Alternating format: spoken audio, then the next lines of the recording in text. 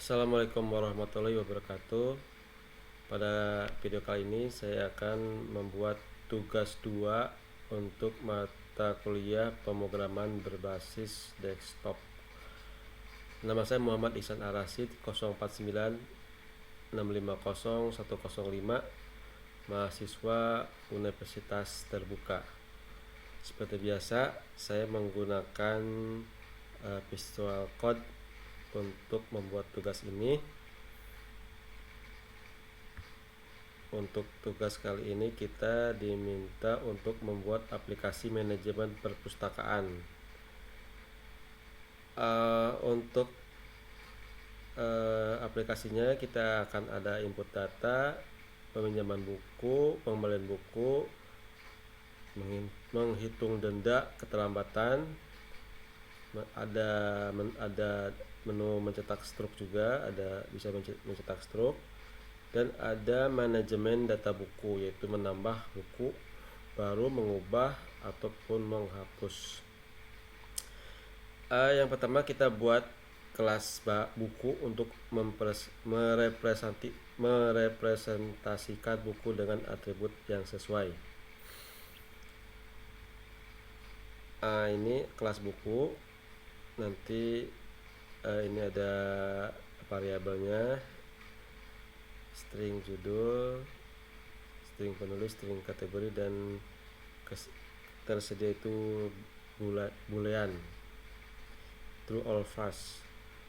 Dan ini untuk nanti menampilkan info buku, judul, penulis, kategori, dan status. Nah, ini untuk mainnya. Oke, yang pertama kita menampilkan daftar buku. Untuk menampilkan daftar buku di sini menggunakan switch pilihan. Kita coba.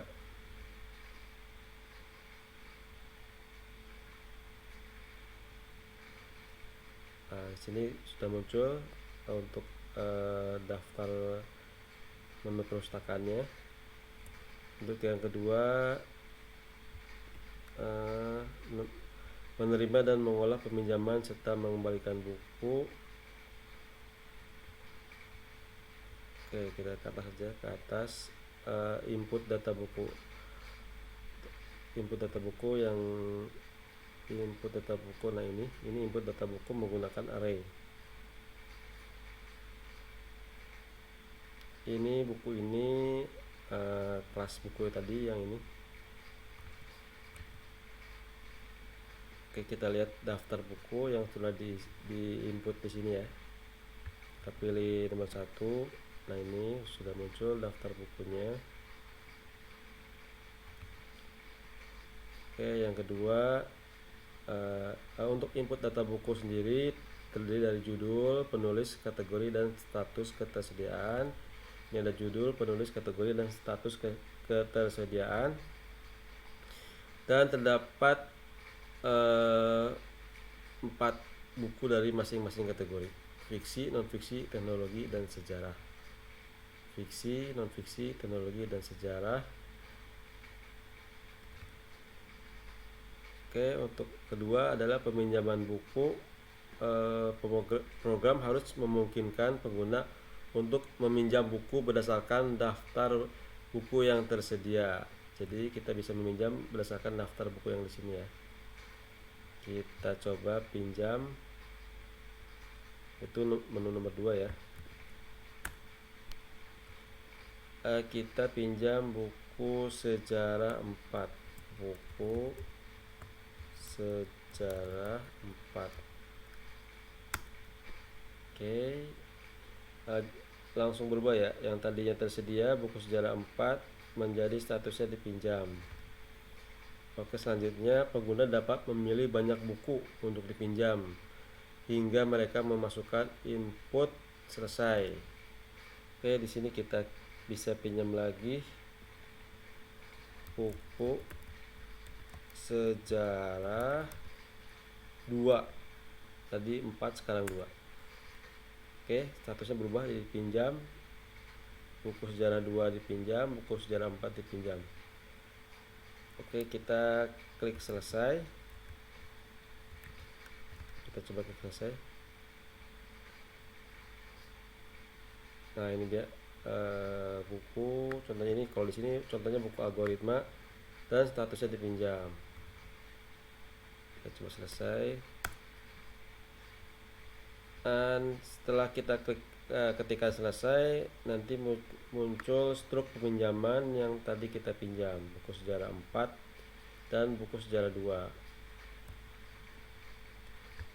Sekarang pengembalian buku. Program harus memungkinkan pengguna untuk mengembalikan buku. Pengguna dapat memasukkan judul buku yang akan dikembalikan dan status buku akan berubah menjadi tersedia. Kita kembalikan, dan ini yang dipinjam harus berubah jadi statusnya jadi tersedia. Oke, kita kembalikan. Ketiga, buku sejarah di 4. Apakah ada keterlambatan? Tidak ada, 5 hari ya.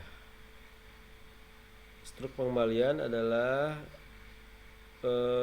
yang dikembalikan judulnya buku sejarah 4 dan statusnya sekarang sudah berubah menjadi tersedia. Kita coba lihat di menu daftar buku ya. Ini yang tadi kita kembalikan ya, buku sejarah 4 dan statusnya sudah berubah menjadi yang tadinya dipinjam menjadi tersedia. Oke, selanjutnya menghitung denda keterlambatan. Jika buku dikembalikan lebih dari 7 hari, maka pengguna akan dikenakan denda sebesar 5.000 per hari keterlambatan. Oke, di sini kita coba 3 hari terlambat berarti 10 hari ya. 3 tambah 7 10 hari, dan dendanya harus 15.000. Oke, kita kembalikan buku sejarah 2 yang masih kita pinjam. Kembalikan 3, buku sejarah 2. Keterlambatan 10 hari. Berapa hari keterlambatan? 10 hari. Nah, ini berarti terlambat 10 hari, dan apabila lebih dari 7 keterlambatannya lebih dari 7 hari, maka akan didenda 1 harinya 5.000, sehingga ini total dendanya 15.000 dan muncul di struknya kita didenda 15.000.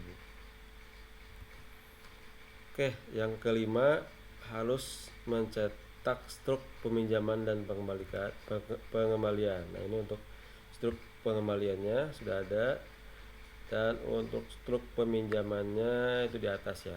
Atau kita coba lagi, kita pinjam lagi, dan kita pinjam buku sejarah 1 aja pinjamnya.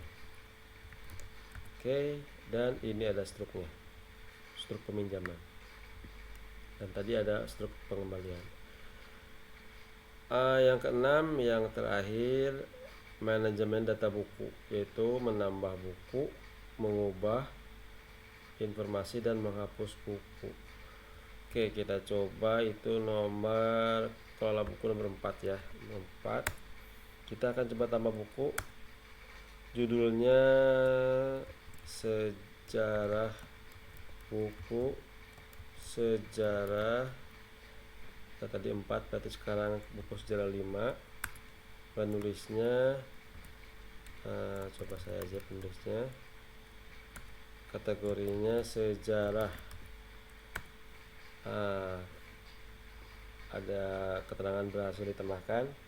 Kita coba lihat di daftar bukunya. Kita kembali dulu, kembali, dan kita coba lihat daftar buku. Udah muncul ya, ini yang tadi ditambahkan ya, buku sejarah 5 dengan penulisnya saya sendiri. Oke, kita sekarang mencoba kelola buku lagi, dan kita coba ubah buku ya, kita menu ubah buku nomor 2, masukkan nomor buku yang ingin dirubah. Kita rubah yang nomor 16 saja. Oke, yakin? Yes or no? Yes. Judul barunya masih buku sejarah. Kita ganti buku sejarah 6. Penulis barunya saya lagi, dan kategorinya masih kategori sejarah. Tersedia atau dipinjam? Tersedia. Mungkin ini kalau lupa dimasukin input ke peminjaman bisa dirubah di sini ya, tersedia. Oke, kita lihat lagi di daftar buku. Nah, ini yang buku sejarah 4 sudah berubah ya menjadi buku sejarah 6, dan penulisnya sudah dirubah juga. Sekarang kita coba menu pengelolaan buku yang terakhir, yaitu hapus buku. Kita hapus buku nomor